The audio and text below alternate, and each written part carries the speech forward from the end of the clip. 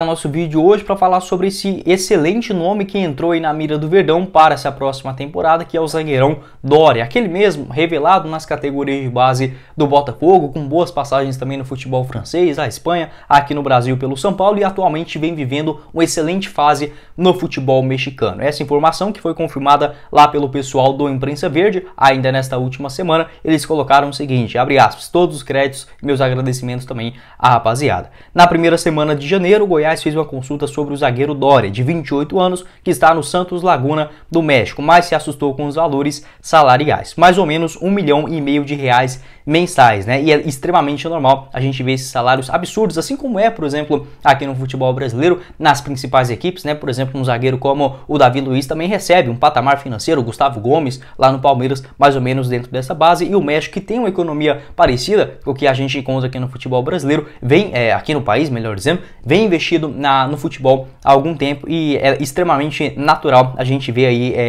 esses salários astronômicos para jogadores que aqui no Brasil não são tão conhecidos, ou que pelo menos passaram pela Europa, não deram, entre aspas, muito certo por lá e retornaram para o futebol latino-americano. Para falar um pouco mais sobre essa situação do zagueiro Doria, o presidente do Goiás, o Paulo Rogério Pinheiro, já deixou claro que prioriza nesse momento a contratação de um zagueiro canhoto. Entretanto, não é a prioridade para buscar negociações. O Goiás não tem negociações em andamento com esse atleta. É um nome que vem sendo vasculhado dentro do mercado da bola e vai sim chegar antes da disputa do Campeonato Brasileiro da Série A. Nesse momento, o Goiás prioriza principalmente boas oportunidades dentro do mercado. E o zagueiro Doria, ele foi sondado por algumas equipes aqui no futebol brasileiro, como por exemplo lá no portal o Coxa News, eles deram essa informação agora também no começo do mês de janeiro, que era a bola da vez do Coxa para essa temporada de 2023. Além disso, o Fortaleza foi outro clube que consultou a situação do jogador sem nenhum tipo de proposta oficial. Para agregar aqui dentro das nossas informações, uma notícia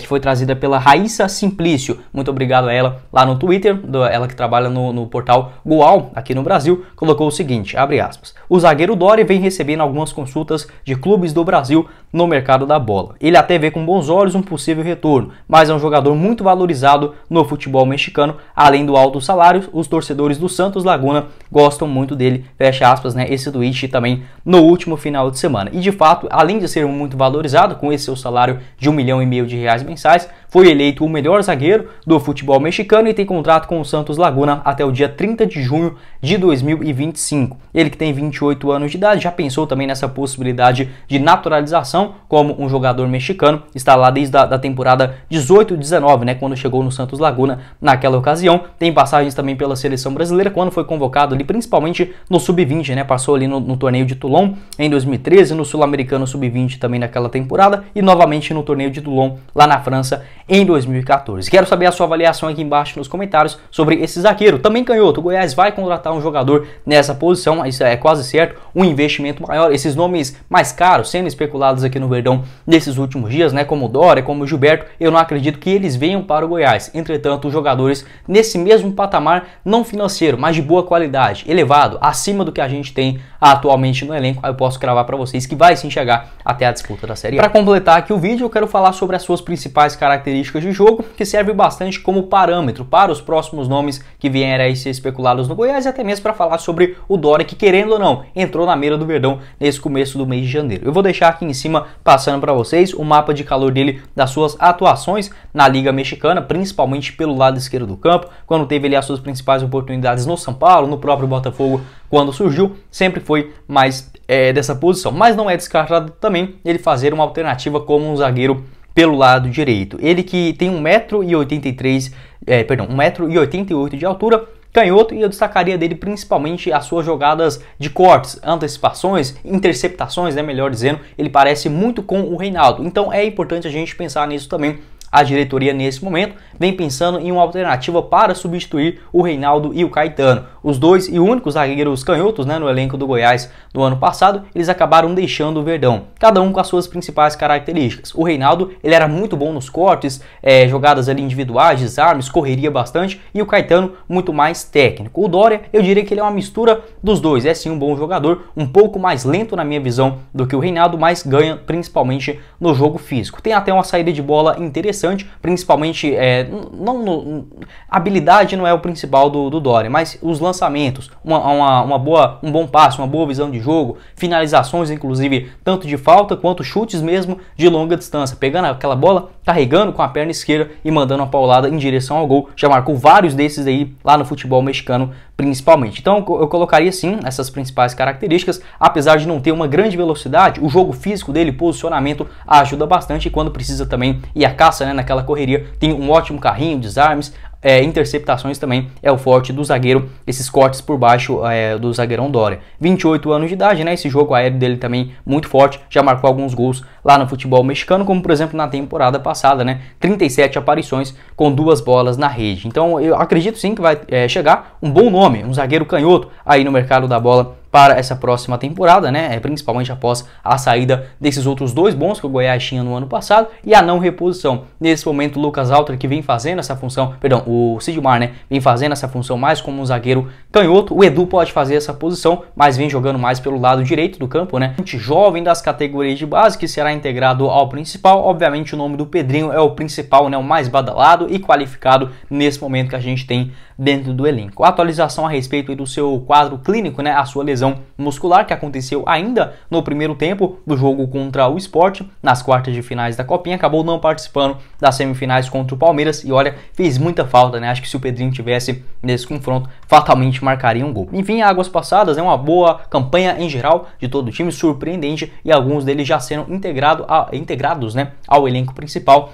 nessa próxima semana. Essa informação lá da rádio Band News, eles garantiram que nessa próxima quarta-feira, pelo menos 5 jogadores irão se reapresentar ao elenco do Goiás, tendo um descanso físico para todos eles, sendo ali no caso o meio-campista o Alan, lateral direito com o Diego, além disso lá na frente o Pedrinho, o Vitor Hugo, né, o Vitinho e o Wendel. Esses 5 jogadores já se reapresentando no Goiás nessa próxima quarta-feira. Eles não irão participar do jogo contra o Craque, nem também contra o Vila Nova. A tendência é que tenha essa recuperação física e até mesmo mental, né, para aí sim poder ficar à disposição do técnico Guto Ferreira a partir da outra semana, mais ou menos ali no jogo contra o Yumas, na outra quarta-feira, às 3h30 da tarde, esse jogo fora de casa, né? Então, esses 5 jogadores já estando à disposição, e o Pedro Junqueira, né, o famoso Pedrinho, ele vai ficar mais ou menos 15 dias fora. Se a gente pensar que esse jogo contra o Sport, se eu não estiver muito enganado, ele foi na quinta-feira, dia 19. A gente pode colocar aí mais 10, dia 29. Com mais 5 dias, vai dar ali mais ou menos entre o dia 3 e dia 4, ou seja, na outra